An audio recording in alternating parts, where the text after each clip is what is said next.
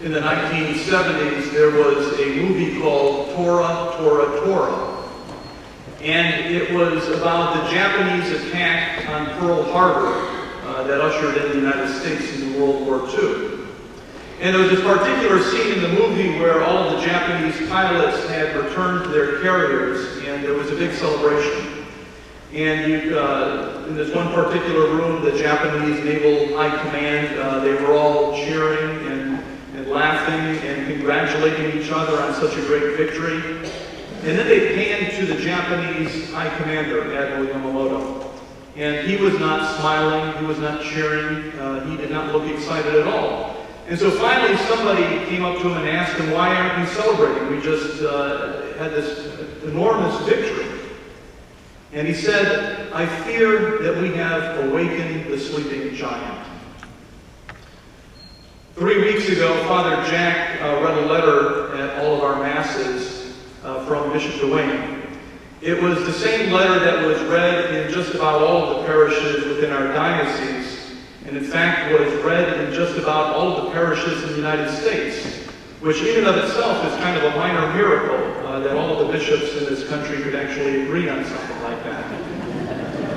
And the letter was about the HHS Mandate. And I'm sure many of you now have heard quite a bit about the HHS Mandate. But in case you've been living in a cave or something like that the last month, I'll share a little bit about it. The HHS Mandate essentially forces religious institutions like Catholic charities, our Catholic schools, our Catholic hospitals, to provide for and to pay for practices that we consider to be morally wrong, including abortion-inducing drugs, contraception, and sterilization. Now, this created quite an uproar in the White House, and a week later, the president offered not a compromise, but an accommodation. But it was really an accommodation more in word than in actual fact. And what the accommodation said was that the insurance companies would pay for this, that the religious institutions would not have to pay for it. But we understand, certainly the bishops, they're not stupid or anything like that. They understand that insurance companies are not charities.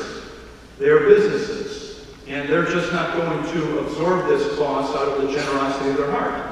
That they're going to give this cost right back to us in some way that is non-itemized. Perhaps raising the insurance premiums, but we can be sure that we're going to end up paying for it, but just not as an itemized expense. Additionally, they did nothing to accommodate individuals of faith who self-insure, who might have small businesses, who might also be morally opposed to what they're being forced to do. And so because of that, the bishops have continued to call for the mandate to be rescinded, and also to call upon Congress to pass legislation which would do just that. I understand that this is a difficult subject. Okay, it's not easy for me to get up here and talk about something like this either.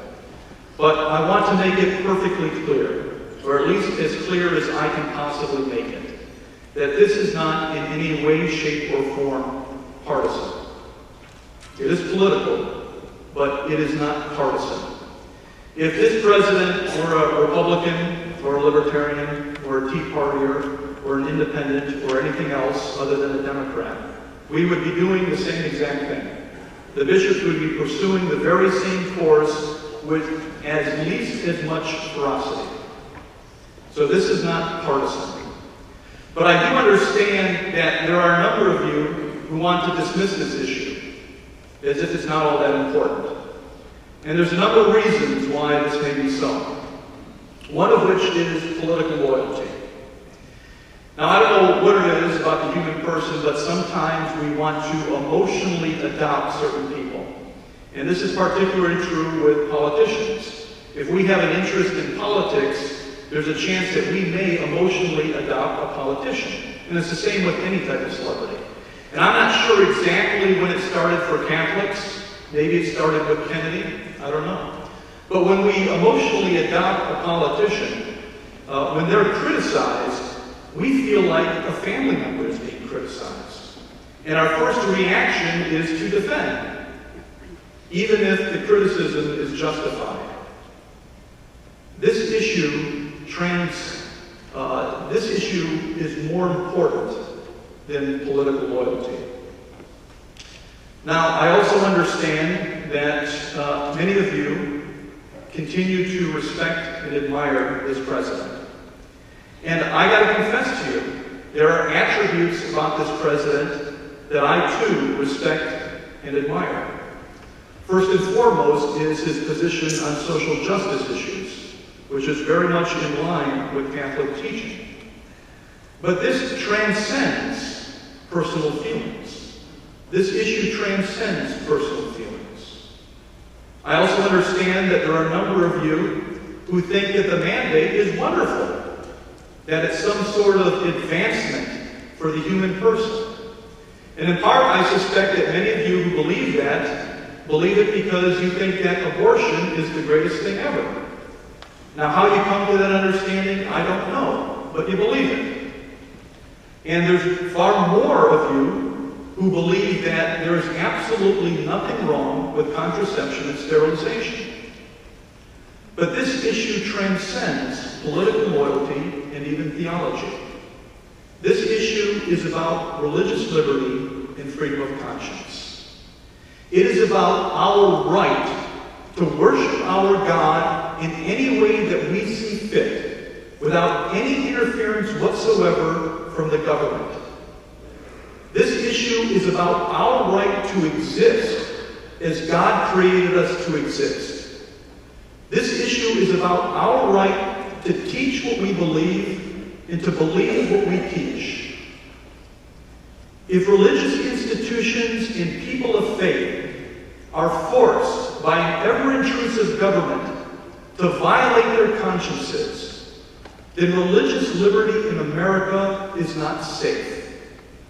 And if religious liberty in America is not safe, then you are not safe. And your children and your grandchildren and everybody that you profess to love and care about are not safe. And it doesn't matter if you are liberal or conservative or Democrat or Republican. You are not safe. If this goes unchanged and unchallenged, imagine 12, 16 years, 20 years down the line, when there is a president who is not so well-intentioned in being in power and what that can mean. We do not live in China. This is not Pakistan or Iran or Saudi Arabia. This is the United States of America, a democracy of the people, by the people, and for the people. And you are the people. The founding fathers of this great nation understood what it means. They gave you the power in this country. Many of you don't want this power. Many of you have abdicated this power. But you have the power to make a difference and to change things. Don't think for a second that the bishops have any power in this country. The bishops don't have any power in a democracy, and nor should they. If a bishop goes to meet with a politician and says, I represent 200,000 Catholics who are registered voters, the politician is going to fall off of his or her chair laughing and say, no, you don't. You represent one person, and that's yourself. Now, we also know that the vice president, who is Catholic, opposed this mandate.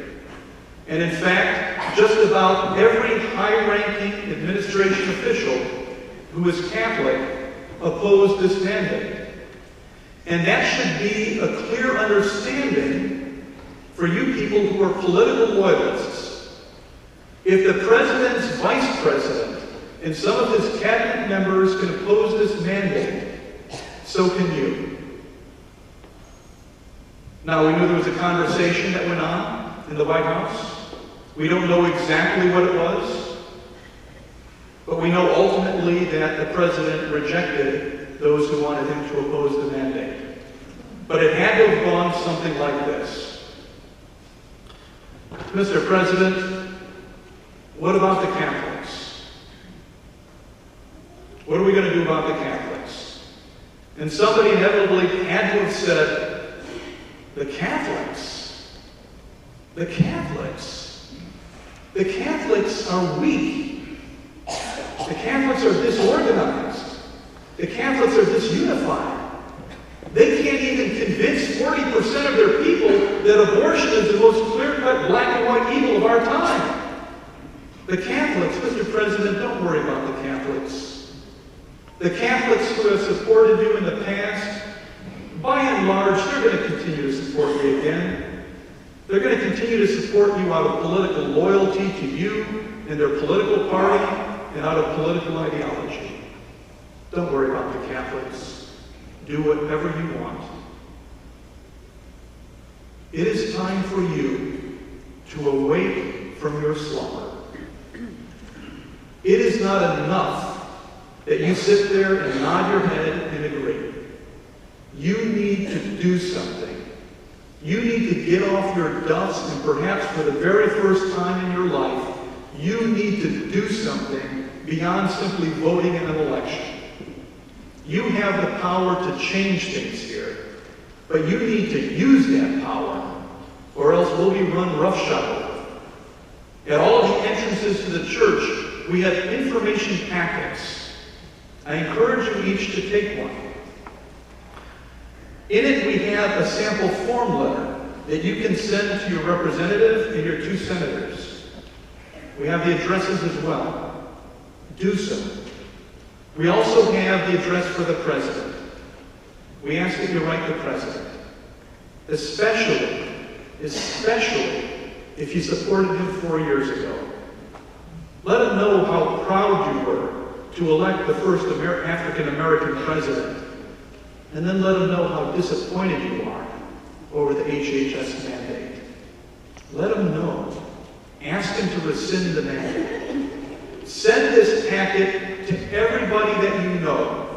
Make it known to everybody in your family and all of your friends. And all we did was copy pages from the bishop's webpage, usccb.org, the U.S. Conference of Catholic Bishops.org. Go on their webpage if you're computer literate. Link the pages. Send it to everybody on your email list. On the web page, you can actually send letters to your representatives. Do so. You have the power in this country. The founding fathers of this great nation has given you the power. It is time for you to awake from your slumber.